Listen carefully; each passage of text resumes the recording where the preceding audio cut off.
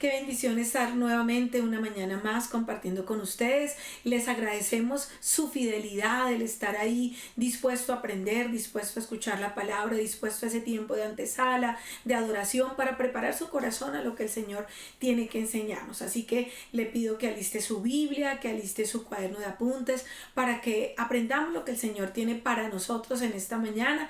Así que dispóngase para lo que Dios nos quiere enseñar. Y a partir de este domingo y durante los siguientes domingos estaremos estudiando el libro de Habacuc.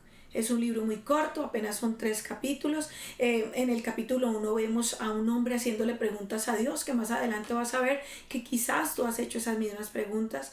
En el 2 vamos a ver la respuesta del Señor a sus preguntas y en el 3 Habacuc cierra con una adoración hacia el Señor. Así que yo quiero que te prepares porque yo sé que te vas a identificar en muchas áreas con este hombre que está viviendo en medio de una situación muy difícil, viendo lo que está pasando a su alrededor y le pregunta al Señor: Señor, ¿hasta cuándo? ¿Hasta cuándo vamos a tener que vivir de esta manera? ¿Hasta cuándo habrá tanta injusticia? ¿Hasta cuándo? ¿Dónde estás, Dios? ¿Dónde estás en medio de la situación que nuestra nación está pasando? ¿Dónde estás en medio de esta vida que nos ha tocado llevar? Desde el Antiguo Testamento hasta el día de hoy, las preguntas que se hacen las personas son las mismas. Son las mismas de otra época. Y tú dirás, siempre el tiempo pasado fue mejor. Y no es así. La gente del tiempo pasado también tenía estas mismas dudas, también tenía esas preguntas que tú te has hecho. Porque yo sé que muchos de ustedes le han dicho al Señor: Dios, ¿por qué la gente mala o perversa son los que prosperan? Y todas las cosas malas le pasan a la gente buena. O quizá le has dicho: ¿por qué es que yo trabajo y soy fuerte y soy honesto, pero al corrupto y al mentiroso es el que ascienden de puesto? ¿Por qué una persona mala puede vivir fácilmente 120 años y un papá cristiano o buen esposo muere a los 42 años con cáncer? Dios, ¿por qué es que yo trato de criar a mis hijos en el temor de la palabra y ellos se rebelan mientras que los hijos del impío salen bien? O tal vez has dicho: ¿cómo es que hago lo que dice tu palabra y obedezco y sirvo en la iglesia y estoy a tu servicio y financieramente no progreso? Mientras que aquel que no sigue tu palabra recibe todas las bendiciones. ¿Por qué escucho a otros que dicen: yo le oré a Dios y Él me contestó inmediatamente? Y yo oro y oro y oro y no pasa nada. Y miren, y yo sé que tienes muchas otras preguntas y muchos de los que estamos aquí y la mayoría, cristianos o inconversos, nos preguntamos lo mismo. Y hoy yo quiero que esta serie nos ayude a entender la vida del profeta que hizo estas preguntas similares a Dios y las respuestas que obtuvo de parte de Dios, que yo sé que nos van a ayudar a contestar las nuestras. Así que estaremos estudiando el libro y la vida de Habacuc. Y Habacuc quería saber lo siguiente, y podíamos resumir todas sus preguntas en: ¿por qué Dios no parece ser justo? ¿Por qué parece como que Él no estuviera interesado en nosotros? Y yo estoy absolutamente segura que todos los que estamos aquí, de alguna manera, cuando vemos y escuchamos las cosas malas que pasan en nuestro país o que pasan a diario en el mundo, vemos las noticias, hemos pensado, hemos dicho lo mismo: Dios, ¿dónde estás? ¿Hasta cuándo, Señor? ¿Por qué tanta injusticia? ¿Por qué permites que esta situación pase? ¿Por qué pareciera que tú estás distante? Así que yo quiero que tú desde este momento le permitas al Señor que comience a contestar estas preguntas si en algún momento te las has hecho, y a la luz de la palabra vamos a irlas desarrollando. Vamos a ir al libro de Habacuc, capítulo 1, y vamos a leer versículos 2 y 3. Habacuc capítulo 1 versículos 2 y 3. Y comienza así hablando este profeta y diciendo: ¿hasta cuándo, oh Jehová, clamaré? Y mire lo que dice: ¿hasta cuándo clamaré y no oirás? Y daré voces a ti a causa de la violencia y no salvarás. ¿Por qué me haces ver iniquidad? ¿Por qué me haces que yo vea esta molestia? Destrucción, violencia están delante de mí, pleito y contienda se levantan. Antes de que empecemos a estudiar este texto, primero hablemos de quién era él, quién era Habacuc. Y para eso quiero que hagamos un poquito de historia.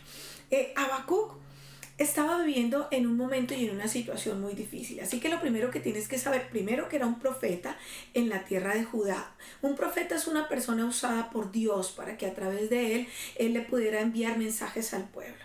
Habacuc es uno de los profetas menores, y cuando digo profetas menores no me refiero a su edad, o no es porque sean menos importantes, es porque sus escritos fueron mucho más cortos. Dentro de los grupos de los profetas menores, Habacuc era el octavo, y este hombre sobresalía por la profundidad de su pensamiento, así que lo llamaban el profeta filósofo, y por la descripción que hay al final de su libro, que espero que lo lean, se cree que era un levita, o sea que estaba dedicado al servicio del templo, aunque realmente pues no hay evidencia para sostener esto. Su nombre tiene dos significados. Uno significaba hierba fragante, y el otro significaba uno que es abrazado. Martín Lutero lo definía de la siguiente manera. Él decía que Habacuc significaba uno que alienta, uno que toma al otro y lo acerca a su corazón y a sus brazos. Bueno, de este hombre sabemos que vivió alrededor de los años 600 a.C. en tiempos del rey Jeconías. ¿Qué pasaba en este momento en la vida y alrededor de la historia de Habacuc? Bueno, su ciudad, que era Judá, estaba en caos, había corrupción, había violencia, todos estaban fuera de control, cada uno hacía lo que quería, la violencia crecía y crecía todos los días, y las personas se olvidaron de Dios. El abuso era algo que este profeta no soportaba, y si tú te pones a pensar, nosotros estamos viviendo los tiempos de Habacuc: violencia, corrupción, la pobreza creciendo cada día más, la violencia multiplicándose cada día más, el abuso a los niños, a las mujeres, el abuso en todas las áreas, es algo que el profeta no soportaba y que nosotros estamos viviendo hoy. Así que este hombre, viendo todo lo que estaba pasando, viene delante de Dios y se queja delante de él. Él le reclama y le dice: Dios, ¿por qué tú permites esto? ¿Por qué permites que esto esté pasando? Y como les dije, este profeta hablaba de parte de Dios. Habacuc, el Señor lo llama y le da un mensaje, le da un mensaje de destrucción, le da un mensaje de juicio, para que fuera y le dijera al pueblo que era corrupto y que estaba apartado de Dios, que Dios traería una corrección, traería un juicio sobre ellos. Así que viene sobre él este mensaje, que viene de la palabra hebrea, el masa, o el mensaje, que significaba, que era un mensaje de muerte, un mensaje de condena.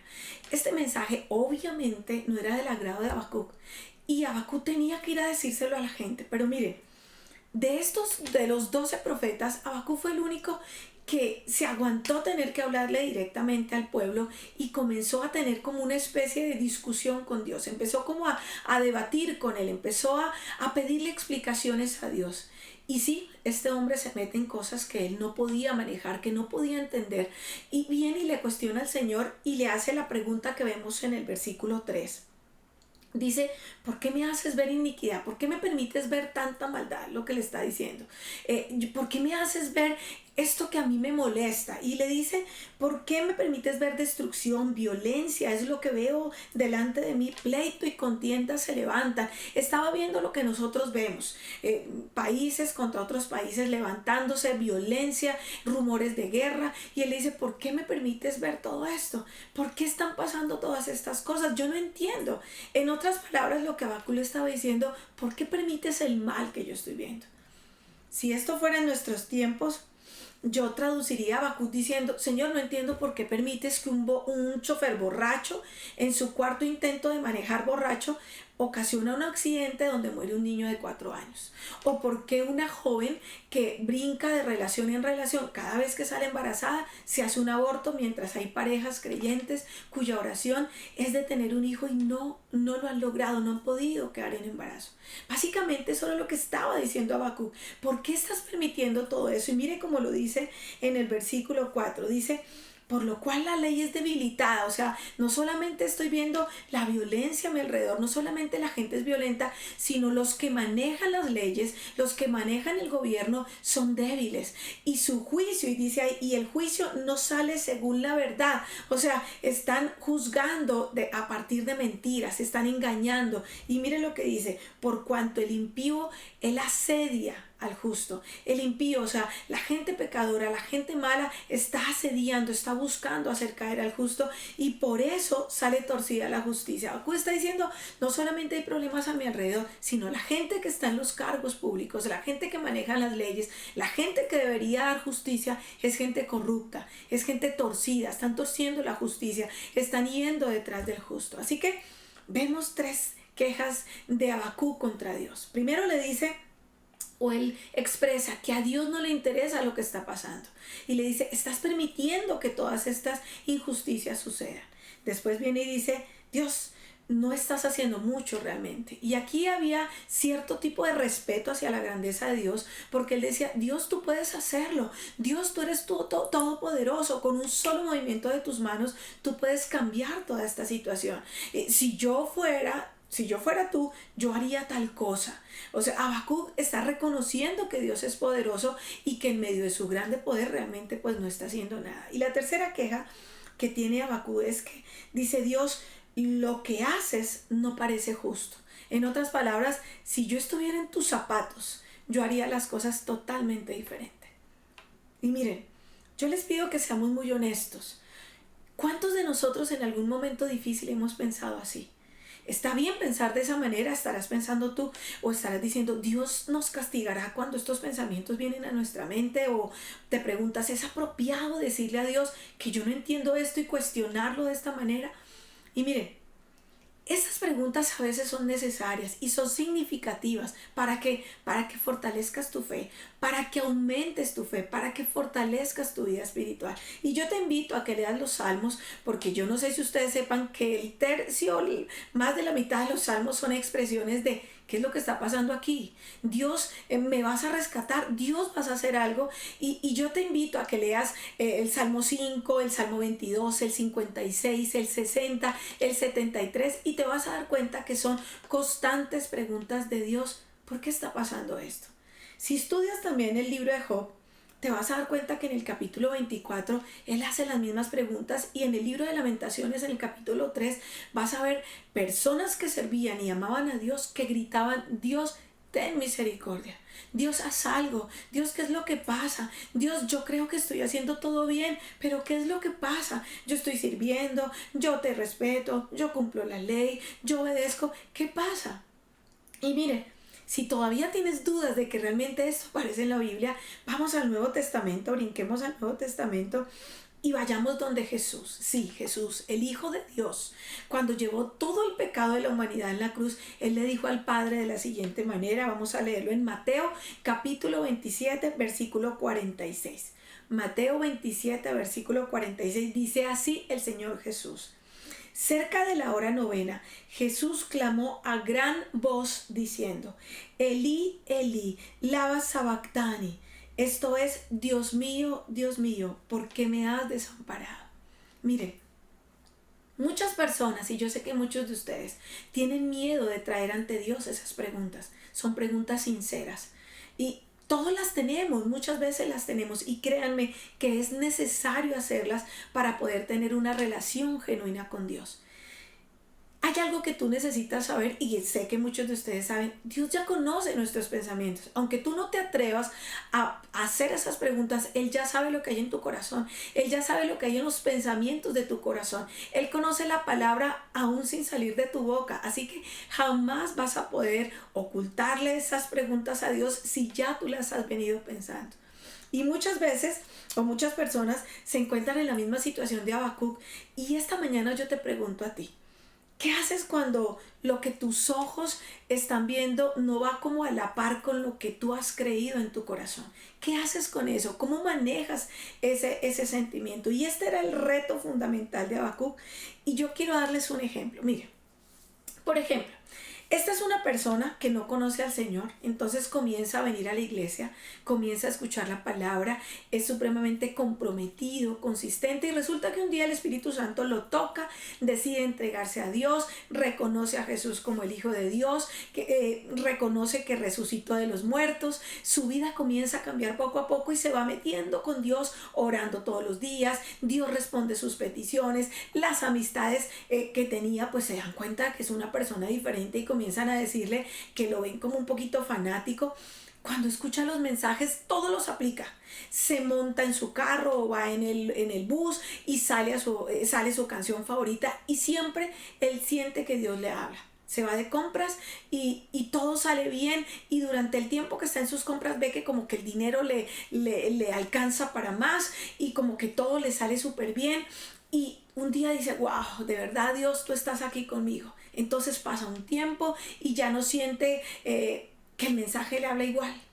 y entonces empieza a sentirse medio raro y entonces prende o pone música y no sale su canción favorita y ora y como que Dios ya no concede las peticiones y para agregarle un poquito más, alguien a que ama le diagnostican una enfermedad terminal o alguien cercano tiene un accidente fatal. Las cosas no comienzan a salir como las pensó y entonces entra en una crisis de fe y dice: yo pensaba que yo estaba haciendo todo bien y ahora me pasa esto, ahora me empieza como que nada me sale. Y cuando llega a este punto, entonces tienden a pasar dos cosas. La persona, que puede ser tú, el de este ejemplo, la persona cuando llega a este punto puede decidir culpar a Dios por lo que le está pasando y piensa que realmente no vale la pena hacer lo que hacía. Entonces va a decir: ¿de qué me sirve leer la Biblia? ¿De qué me sirve servirle a Dios? ¿De qué me sirve ir a la iglesia? Pues porque me va mejor como estaba cuando no estaba en los caminos de Dios, y se aparta, se rebela contra Dios. O lo siguiente que puede hacer es que esta persona, que puede ser tú, reafirma su confianza en Dios. Y entonces dice: no importa lo que pase a mi alrededor, yo sé que mi Redentor vive. Yo sé que Él tiene el control de mi vida. Yo sé que yo le entregué mi corazón y mis necesidades y Él va a suplir en todas las áreas. Yo sé que van a venir momentos difíciles porque Jesús dijo que yo tendría aflicción, pero que confiara. Tú vas a tomar la decisión. Si tú decides quedarte del lado de Dios, aunque las circunstancias visiblemente no mejoren, es más, hasta puede ser que empeoren, pero sigues confiando en Él y en su palabra, llegará el momento donde Dios va a honrar tu fe. Tu fe llegará a ser íntima con Dios y la confianza y fortaleza y seguridad que jamás habías soñado sentir va a empezar a florecer en tu vida. En tu peor época de sequía vas a empezar a florecer y vas a sentir que de tu interior corren ríos de agua viva. ¿Qué tenemos que hacer? Tenemos que dejar de pensar que por qué estamos en Él, que por qué estamos viviendo esto si yo soy cristiano, por qué estoy pasando esto si yo estoy sirviendo, por qué estoy viviendo esto. Tenemos que dejar de pensar que porque estamos en el Señor y porque estamos sirviéndole a Dios, estas cosas no nos van a alcanzar. Tú y yo no estamos exentos de nada, estamos en un mundo imperfecto, este no es el cielo, aquí van a pasar situaciones, pero lo que sí sabemos es que a diferencia de los que no tienen a Dios en su corazón, nosotros podemos decir que somos dichosos a pesar de la prueba. Mire cómo dice Santiago, capítulo 1, versículo del 2 al 4. Vamos a leerlo. Santiago, capítulo 1, versículo del 2 al 4. Dice así: hermanos míos, hablándonos a nosotros, considérense muy dichosos cuando tengan que enfrentarse con diversas pruebas, pues ya saben que la prueba de su fe produce constancia y la constancia debe llevar a feliz término la obra para que sean perfectos e íntegros sin que nada les falte. Y mire lo que dice: considérense felices cuando tengan que enfrentarse a diferentes pruebas, o sea, no es una sola, son varias y diferentes. Porque ya saben que esa prueba te va a producir constancia, va a fortalecer tu fe, va a hacer que seamos perfectos e íntegros y que nada nos falte. Miren, Dios va a permitir que pasemos por la época de dudas, por la época de cuestionamientos, de por qué yo, de por qué a mí, de tú dónde estás, de por qué lo permitiste y dónde estabas cuando pasó. Él va a permitir que tengamos épocas de temor, de inseguridad, porque Él va a hacer en nosotros cosas que no podría hacer en ninguna otra circunstancia o de ninguna otra manera. Dios nos lleva a que nosotros decidamos confiar y depender de Él. Había un coro hace muchos años que decía: alabar a Dios cuando todo te sale bien, qué bueno es. Pero alabar a Dios cuando en la vida hay problemas es más difícil. Cuando nosotros vemos la mano de Dios obrar en medio del problema, esto nos hace afirmar en nuestra fe, nos hace crecer, nos hace madurar cuando vemos a Dios moviéndose en esta situación. Y yo sé que aquí, en esta mañana, puede ser que haya personas que se encuentran en el capítulo 1 de Habacuc. Ya no sabes qué creer. Y mucha gente abandonan a Dios en este primer capítulo, en el primer paso, en esta primera situación. Este es el capítulo de preguntarnos: Dios, ¿dónde estás? Dios, ¿qué estás haciendo? Este es un punto determinante en tu fe cristiana. Ahí estaba Habacuc. Habacuc estaba diciéndole precisamente: Dios, ¿qué estás haciendo? Yo no entiendo. Pero Dios le responde, pero no era lo que Habacuc quería escuchar. Él le dice, Señor, ¿qué estás haciendo? Y miren lo que le contesta el Señor. Está en Habacuc, capítulo 1, versículo 5. Y mira lo que le dice el Señor a Habacuc. Mira entre las naciones. Y yo quiero que veas lo siguiente.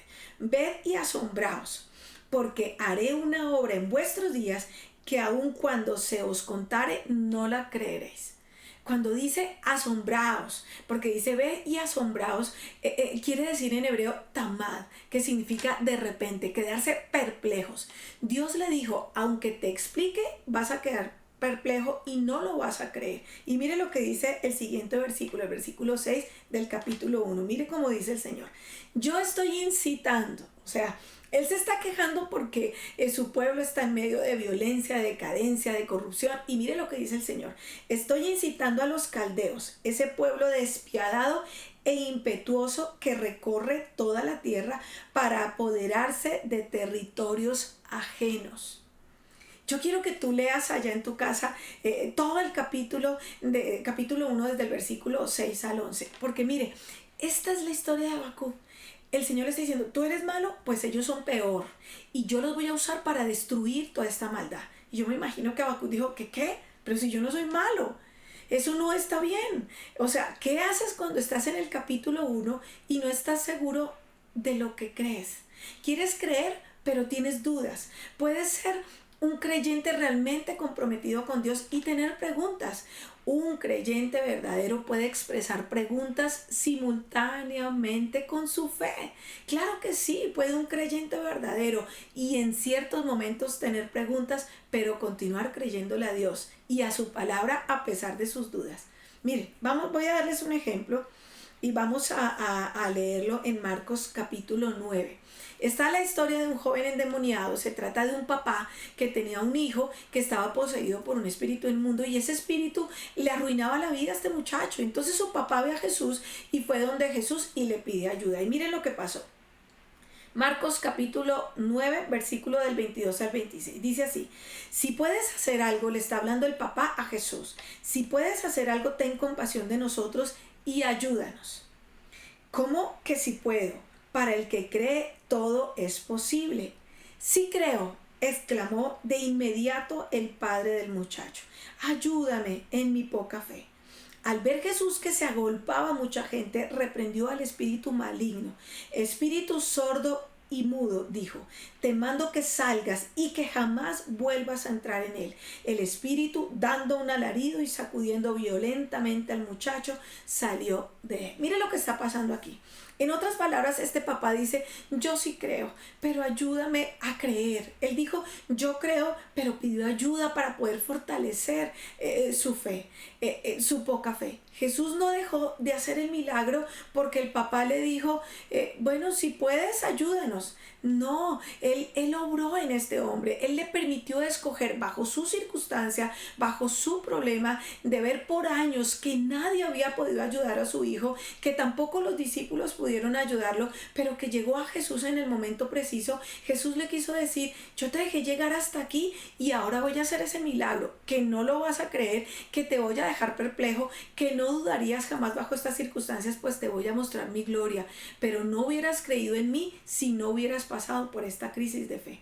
Miren, hay muchas circunstancias que Dios va a permitir que tú vivas para que se fortalezca tu fe, para que en medio de esa angustia y en medio de esa ansiedad tú puedas ver a Dios glorificándose en ti, para que en medio de esa necesidad o en medio de esa falencia veas cómo Dios se glorifica. Nuestra fe es fortalecida en el Señor cuando a pesar de las circunstancias seguimos viendo a Dios trabajando en todo, porque Dios no ha dejado de trabajar. Dios sigue obrando en tu necesidad, Dios sigue amándote a pesar de que tú vayas a tu cuarto y le alegues y le digas por qué no quiero volver a saber de ti. Dios va a seguir amándote porque su amor va más allá de ti mismo. Dios no nos ama por lo que somos nosotros. Dios nos ama por lo que hizo Jesús por nosotros en la cruz. Dios no nos ama en base a quién soy yo, nos ama en base a quién es Él. Así que mire, leamos lo que dice Habacuc.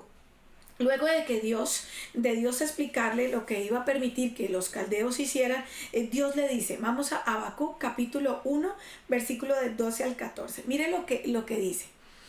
¿No eres tú desde el principio, oh Jehová, Dios mío y santo mío? No moriremos. Oh Jehová, para juicio lo pusiste Y tú, oh roca, lo fundaste para castigar. Muy limpio eres de ojos para ver el mal, ni puedes ver el agravio, porque ves a los menospreciadores y callas cuando destruye el impío al más justo que él, y haces que sean los hombres como los peces del mar, como reptiles que no tienen quien los gobierne.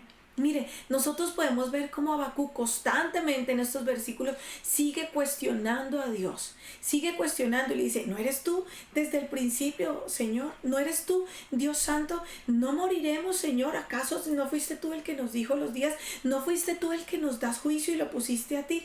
Tú los fundaste para castigar, y dice, y tú eres el que estás viendo lo que está pasando. ¿Por qué ves a los que nos hacen daño y te quedas callado? O sea, Habacuc sigue diciéndole al Señor, pero al final sigue creyendo quién era Él, y dice, pero tú eres el que los vas a destruir, tú eres el que haces que los hombres sean como los peces del mar, como reptiles que no tienen quien los gobierne. Él sigue diciendo, y aún así sigue creyendo que Dios es grande, que Dios es poderoso, que Dios es el principio y el fin, y constantemente él lo cuestiona, pero se expresa con fe. Habacuc le expresa a Dios y le dice, yo creo que aunque se me está haciendo difícil creer, yo creo en ti, yo creo que tú puedes hacerlo. Y como les dije, el capítulo 1 es de cuestionamientos por parte de Habacuc, y también les dije que algunos de nosotros nos encontramos aquí en este momento cuestionando también a Dios, y que en este capítulo de nuestras vidas es donde decidimos si nos aferramos a la fe o nos apartamos de Dios.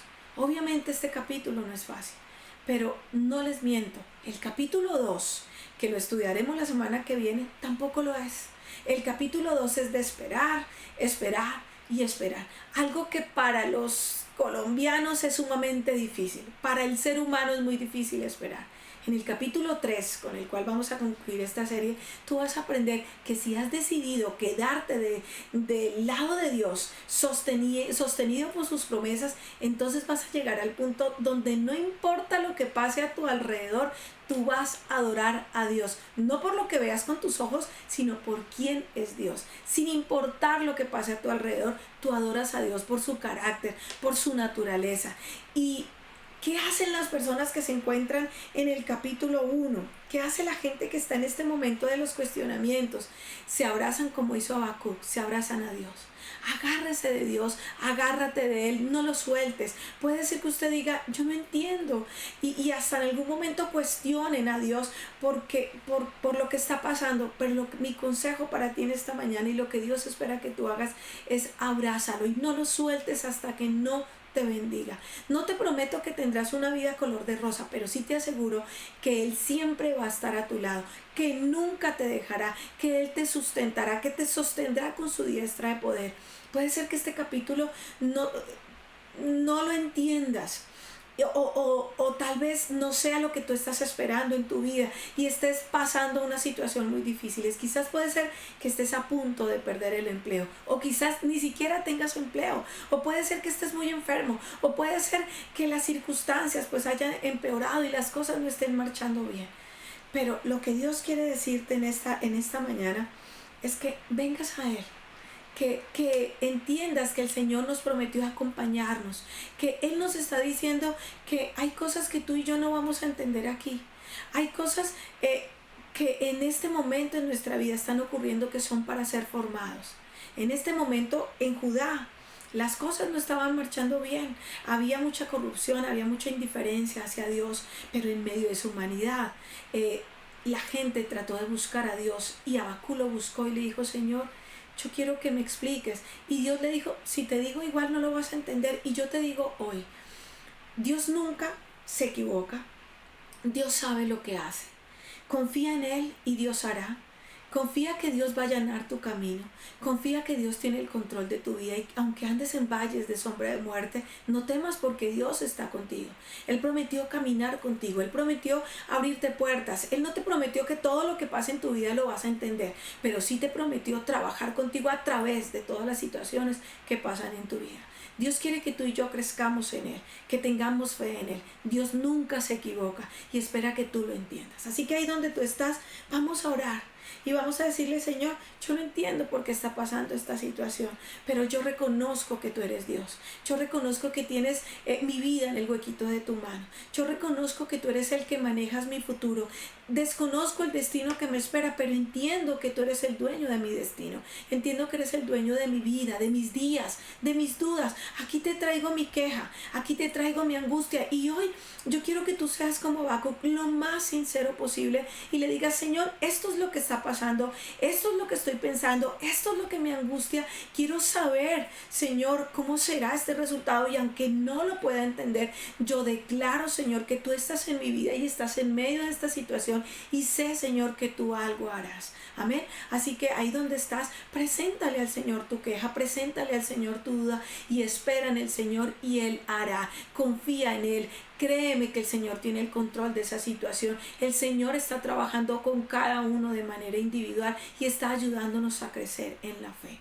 Amado Dios, te doy gracias por esta mañana, Señor. Y tal vez muchos de los que estamos aquí hemos preguntado, Dios, ¿dónde estás? Y tú has estado en medio de cada crisis, en medio de cada enfermedad, en medio de cada situación. Perdónanos, Señor, si no hemos visto tus detalles, si los hemos pasado por alto, si nos acostumbramos a ver tu bendición tanto que ya no vemos los pequeños detalles que nos das todos los días. Gracias por el regalo de la vida diario. Gracias porque nos permite respirar. Gracias porque tus misericordias son nuevas cada mañana. Gracias, Señor, porque tu brazo no se ha cortado para bendecirnos. Gracias, Señor, porque tienes planes con nosotros de bien, aunque no entendamos lo que está pasando, Señor.